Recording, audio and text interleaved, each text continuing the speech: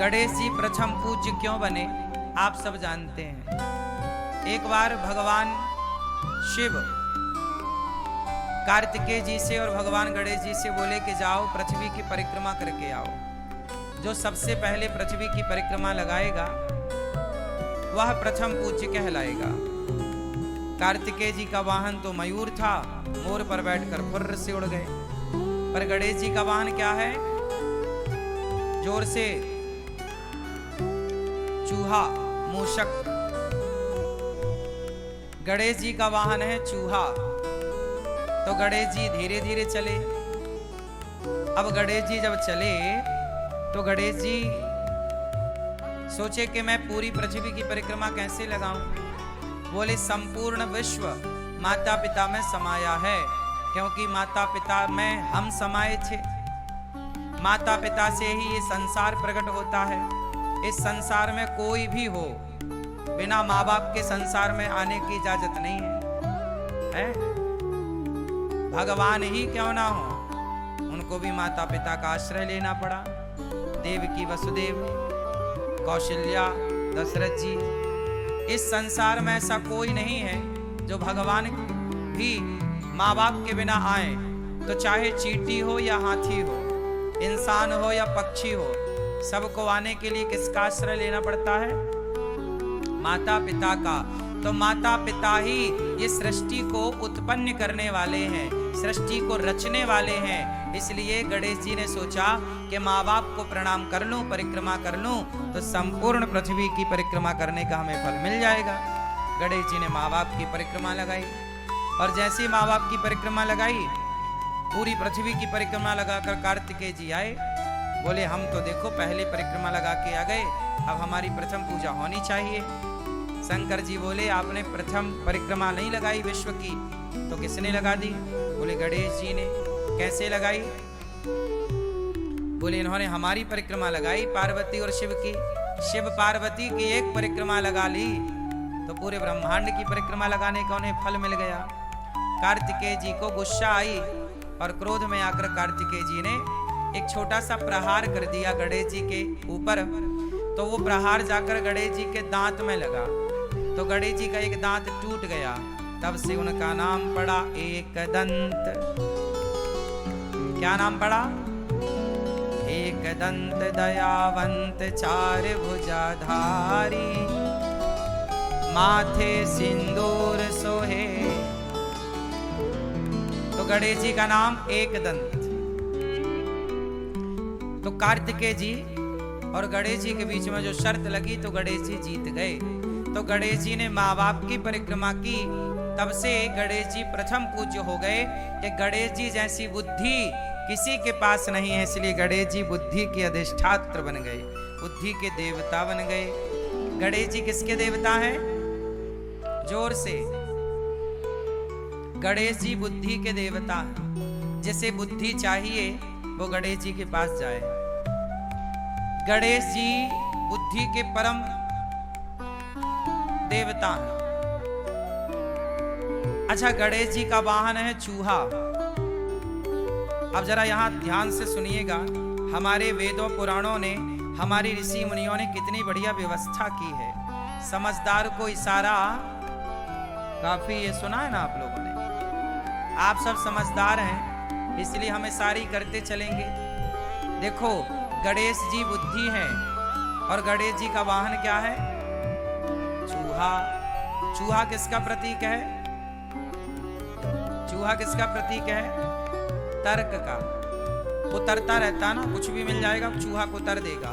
चूहा तर्क का प्रतीक है। किसका प्रतीक है? तर्क। चूहा है तर्क और गणेश जी है बुद्धि। तो गणेश जी किसके ऊपर सवार है? बुद्धि के। गणेश जी किसके ऊपर सवार है? तर्क के ऊपर। बुद्धिमान वही हो सकता है जो तर्क पर सवार हो। तर्कमय बुद्धि श्रेष्ठ है। जो विद्वान होगा वह तर्क जरूर करेगा, तार्किक होगा। तर्क शास्त्र पढ़ते हैं ना हम लोग, तर्क शास्त्र। तो बुद्धिमान व्यक्ति, देखो एक बच्चा होता है ना, बहुत सारे सवाल करता है। माँ भगवान है तो दिखाई क्यों नहीं पड़ते? माँ गणेश जी की सूंड लंबी क्यों है? माँ गणेश जी के कान बड़े बड़े क्यों हैं? ऐसा बच्चा पूछता है ना आपसे। तो ये बच्चा जो पूछ रहा है उसके पूछने को ही तर्क कहते हैं। वो तर्क करता है। जैसे तर्क है, गणेश जी के कान बड़े क्यों हैं? ये तर्क है। ये क्या है? ये मैं इनसे प्रश्न कर रहा हूं, मतलब मैं इनसे तर्क कर रहा हूं। यही है तर्क। गणेश जी के कान बड़े बड़े क्यों हैं? ये क्या है? बोलो बोलो, क्या है ये? तर्क है। क्या है ये? तर्क। अच्छा, तर्क कौन कर सकता है? सवाल कौन कर सकता है? मूर्ख व्यक्ति कभी सवाल नहीं कर सकता। पढ़ा लिखा बुद्धिमान ही सवाल कर सकता है। सवाल करने वाला तार्किक है, मतलब पढ़ा लिखा है। छोटे छोटे बच्चे बहुत सारे सवाल करते हैं, क्योंकि उनके अंदर, वो अभी पढ़े लिखे तो नहीं है, पर उनकी जिज्ञासा है, तर्क है। तो तर्क कौन कर सकता है?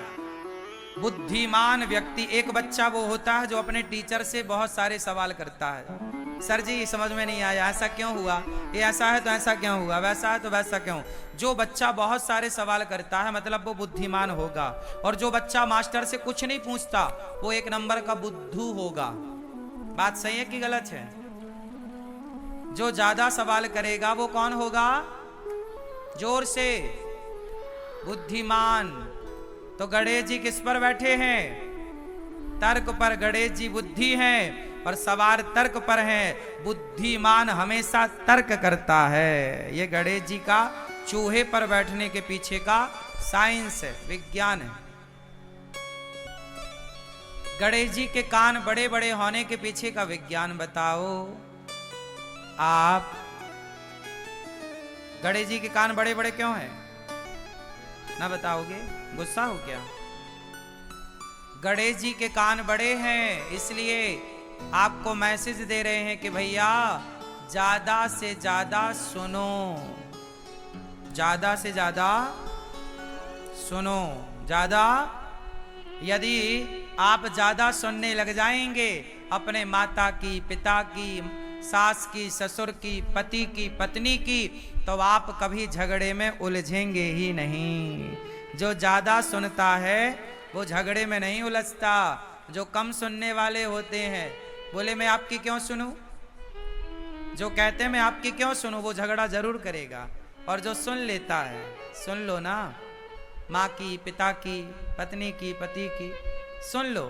गणेश जी के कान, गणेश जी के कान, तो बताओ गणेश जी के कान बड़े क्यों हैं? आपको ज्यादा से ज्यादा सुनना है। आप लोग कम सुनते हो ना, इसलिए झगड़ा होता है। पर गणेश जी क्या मैसेज दे रहे हैं? ज्यादा सुनो। अच्छा, गणेश जी का मुंह दिखाई पड़ता है आपको? क्यों? गणेश जी के दर्शन करके बताओ, गणेश जी का मुंह दिख रहा है? हाँ या ना? हाँ या ना? हाँ या ना? जोर से। गणेश जी का मुंह नहीं दिख रहा है। गणेश जी के मुंह अंदर है, सूंड ऊपर है। सूंड दिख रही है, मुंह दिख नहीं रहा है। मुंह भीतर की तरफ होता है। गणेश जी के कान बड़े हैं और मुंह अंदर है, मतलब दिख नहीं रहा है। मतलब गणेश जी का मैसेज है कि मुंह को छिपा के रखो, मतलब बोलो कम, सुनो ज्यादा। कान बड़े रखो, मुंह को छिपा के रखो, बोलना। जो लोग कम बोलते हैं वो सुखी होते हैं। जो दिन भर बोलते हैं, ज्यादा बोलते हैं, बकवास करते हैं, वो किसी ना किसी उलझन में उलझते ही उलझते हैं। सही है? सारा झगड़ा कहां से होता है? मुंह से। महाभारत कहां से हुआ? द्रौपदी के मुंह से धोखे से निकल गया कि अंधों के अंधे होते हैं, दुर्योधन के लिए। अवश्य निकल गया, दुर्योधन ने बात पकड़ ली और फिर दुर्योधन ने बोला इसके कपड़े उतार दो। तो महाभारत धनुष बाण से तो बाद में हुआ, पहले कहां से हुआ? मुंह से ही हुआ। तुमने कहा कि अंधा है, अंधों के अंधे होते हैं, द्रौपदी ने कहा। तो दुर्योधन बोला मैं बदला लूंगा, इसने मुझे अंधा कहा, मैं इसके कपड़े उतारूंगा। भरी सभा में द्रौपदी को नग्न करने के लिए, निर्वस्त्र करने के लिए दुशासन पकड़ के ले आया और भरी सभा में द्रौपदी को निर्वस्त्र करने का प्रयास किया। अब आप समझो कि सारा झगड़ा कहां से हुआ? बोलो, मुंह से हुआ। इसलिए कहता हूं, गणेश जी की तरह मुंह को छिपा के रखो, मतलब कम बोलो, कानों को थोड़ा बड़ा करो ताकि ज्यादा से ज्यादा आपको सुनने का अभ्यास हो। ज्यादा सुनो, कम बोलो। चलो, गणेश जी का पेट बड़ा है, बताओ क्यों? आप बताओ, गणेश जी का पेट बड़ा क्यों है? बताओ मेरी मां, ज्यादा खाते हैं? नहीं, गणेश जी ज्यादा नहीं खाते, गणेश जी एकदम फिट हैं। पर पेट बड़ा के पीछे एक मैसेज है। गणेश जी का पेट बड़ा इसलिए है, समाज को समझाना चाहते हैं कि भैया परिवार की बातों को पेट में ही रखा करो, पचा लिया करो, परिवार की बातों को बाहर ना उगला करो। आप लोग जरा घर में झंझट होती है ना तो जाके पड़ोसन के घर रो लेती हो, सास ने ऐसा कह दिया, फलाने ने ऐसा कह दिया। आपके पेट में कुछ भी ठहरता नहीं है, सब उगल देती हो या उगल देते हो। इससे क्या होता है? संत जन कहते हैं, अपने, एक दोहा बोल रहा हूं, फिर आप अर्थ बोलना, हमें उसका अर्थ नहीं आता, आप लोगों से जानेंगे आज। अपने अपने घरन का दुख ना कहियो रोई, सुन इठले हैं लोग सब, बांट न ले हैं कोई। अपने अपने घरन का दुख ना कहियो रोई, सुन इठले हैं लोग सब, बांट न ले हैं खोए। आप सब अपने घर का दुख किसी से मत कहो, क्योंकि दुनिया सुनती है आपके संग रो रो कर, और आपका दुख रो रो कर दुनिया सुन लेगी। आपके जाने के बाद हंस हंस कर लोग बताते हैं कि देखो इसके घर ऐसा हो गया, इसका पति ऐसा है, इसकी पत्नी ऐसी है, इसका परिवार ऐसा है, इसका बेटा ऐसा है। इसलिए अपने घर की बातें कभी कितना भी अपना हो मत बताओ, पचाओ। इसलिए गणेश जी का पेट बड़ा, कुछ बातें पेट में, हर चीज बताने की नहीं। समझ में आई क्या? बोलो हाँ कि ना। बैठ जाओ अब मेरी मां अच्छे से। अच्छा, गणेश जी खाते क्या हैं ज्यादा? जोर से, क्या? लड़ुअन को भोग लगे। काय का भोग लगे? गणेश जी लड्डू खाते हैं, और हम भारत के लोग भी लड्डू खाते हैं। हम सनातनी लोग ना लड्डू ज्यादा खाते हैं। हमारे यहाँ मकर संक्रांति आती है तो लड्डू बनते हैं, गणेश उत्सव आता है तो मोदक बनते हैं। महाराष्ट्र में मोदक एक प्रकार का लड्डू ही होता है, पर लड्डू की बड़ी परंपरा है हमारे भारत में। क्यों? भारत में अनेक क्षेत्र में अनेक प्रकार के लड्डू बनाए जाते हैं। बेसन के लड्डू, तिल के लड्डू, है ना, और ना जाने किस किस के लड्डू आप सब बनाती होंगी मेरी माँ, और लोग खाते भी होंगे। अनेक अनेक लड्डू हम सब बना के खाते हैं। मोतीचूर के लड्डू, हाँ या ना, राजगिर के लड्डू, फला फला फला खूब सारे लड्डू। गणेश जी को लड्डू बड़ा पसंद है। क्यों? मैसेज क्या है लड्डू के पीछे? आप लोग लड्डू के पीछे का मैसेज समझिए, विज्ञान समझिए। लड्डू बनता है बहुत सारे दानों को जोड़कर। जैसे तिल का लड्डू बनाना है तो ढेर सारी तिल लेनी पड़ेगी और सारे तिल के दाने को जोड़ना पड़ेगा। जब जोड़ के एक कर दोगे तो लड्डू तैयार। एक दाने को दूसरे दाने से जोड़ा जाता है। बोलो हाँ, दाने को दाने से जोड़ दो, लड्डू तैयार। यही है लड्डू। कि जैसे एक दाने को दूसरे दाने से अनेक दानों को जोड़कर एक कर दिया जाए, उसी प्रकार परिवार में 10 लोग हो या 20 लोग हो, गांव में 50 लोग हो या 1000 लोग हो, लड्डू की तरह संगठित होना चाहिए। लड्डू की तरह बोलो। जैसे लड्डू बहुत सारे दानों को जोड़कर एक होता है, ऐसे आपको एक रहना चाहिए। यदि आप सनातनी एक होते तो हमारा भारत कभी गुलाम ना होता। गुलाम हुआ ही इसलिए कि तुम विभाजित हो गए, जातवाद में बट गए, ऊंच नीच में बट गए, छोटे बड़े में बट गए, अमीरी गरीबी में बट गए। यदि बटे ना होते तो क्या मजाल मुगलों की और अंग्रेजों की कि तुम्हारे देश पर आक्रमण करते और जीतते। आते, चलो आते तो तुम संगठित होते तो पछाड़ देते, पर तुम हार गए क्योंकि तुम बिखर गए।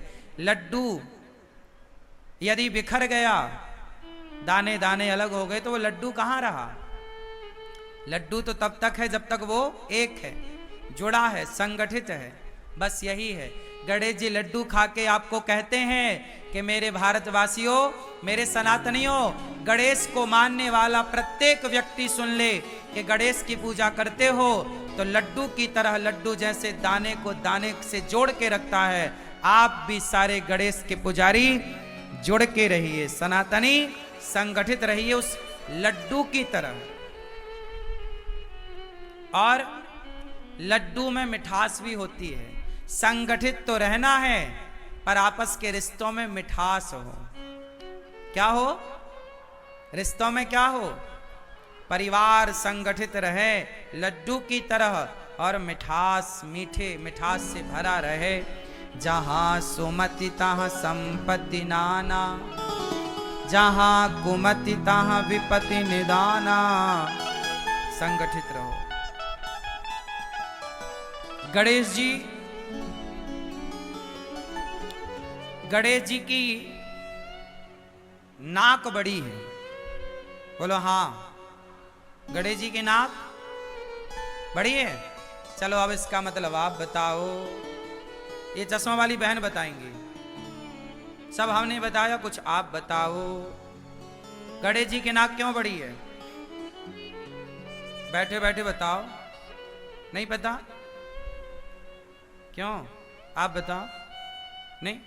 नहीं बताओगे ना? कुछ कसम खा के आए हो, कुछ नहीं बताऊंगा, है ना? गणेश जी की नाक बड़ी है।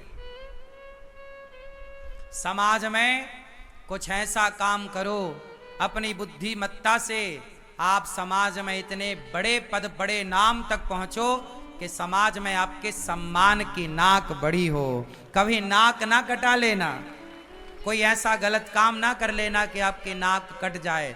नाक बड़ी होनी चाहिए, मतलब आपका समाज में सम्मान होना चाहिए। आजकल के लोग सम्मान की परवाह नहीं करते और गलत काम कर लेते हैं, बाद में भले उनकी नाक कट जाए। अब देखो ना, बहुत सारे लोग हैं जो गलत काम कर रहे हैं, उन्हें जरा भी डर नहीं कि हमारे गलत काम से हमारे माँ बाप की छवि का क्या होगा, हमारे माँ बाप की नाक का क्या होगा, हमारे माँ बाप की इज्जत का क्या होगा। जब आप कोई भी अच्छा काम करते हो तो आपके माँ बाप का नाम बढ़ता है। जब कोई भी आप अच्छा कार्य करते हो तो आपके गांव का, आपके समाज का, आपके देश का नाम आपसे गौरवान्वित होता है। बोलो हाँ। और जब आप कोई भी गलत काम करते हो तो आपके माँ बाप की नाक कट जाती है। बोलो हाँ। तो गणेश जी की नाक बड़ी है कि भैया नाक बड़ी करना है, नाक कटाना नहीं है। सम्मान कमाना है, इज्जत कमानी है, नाक कटानी नहीं। ऐसे कोई काम नहीं करने जिन कामों को करने से आपका समाज में अपयश हो। सदा वही काम करो ईमानदारी से जिससे आपका समाज में यश स्थापित हो। यही कार्य करना चाहिए। बोलिए गणपति बप्पा गणेश भगवान की जय।